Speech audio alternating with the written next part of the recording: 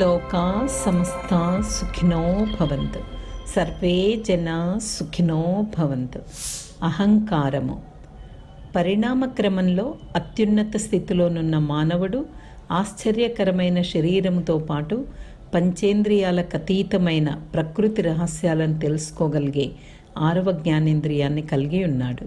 6వ జ్ఞానేంద్రియము వికసించి తన మూలాన్ని తెలుసుకోవాలనుకునేంత వరకు అతడు ఒక భ్రమలో పంచేంద్రియాలకు వశమైన మరుపు స్థితిలోని మనస్సును కలిగి ఉంటాడు.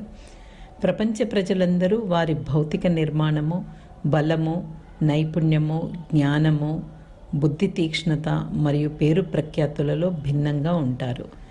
మరుపు స్థితిలోని మనస్సు కలిగిన వ్యక్తులు దైవీ శక్తి నుండే సమస్తము పుట్టి ఆ దైవీ శక్తిలోనే చివరకు లయిస్తాయని, అన్నింటి వెనుక ఆ దైవీ శక్తి ఉన్నదనే విషయాన్ని తెలుసుకోలేక వారు సాధించిన వాటిని గురించి గర్విస్తారు. ఈ గర్వమే ఆత్మాభివృద్ధికి అడ్డంకి అవుతుంది. వ్యక్తి ప్రకృతి అందాలను చూసి ఆరాధిస్తాడు, కానీ తన కన్నులను తాను సృష్టించలేదనే విషయాన్ని విస్మరిస్తాడు.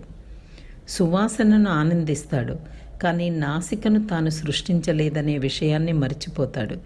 మిగతా జ్ఞానేంద్రియాల విషయం కూడా ఈ విధంగానే ఉంటుంది. ప్రకృతి అందాలను ఆనందించడానికి, అభినందించడానికి జ్ఞానేంద్రియాలున్నాయి, కానీ అవి ఏ వ్యక్తి చేత సృష్టించబడలేదు. మన లోపల వెలుపల ఉండి ఎల్లవేళలా కాపాడుతూ అన్నిటినీ సమకూర్చే దైవీ శక్తి యొక్క వరప్రసాదాలవి. శక్తికణ సముదాయ ఫలితంగా శరీరం ఏర్పడింది.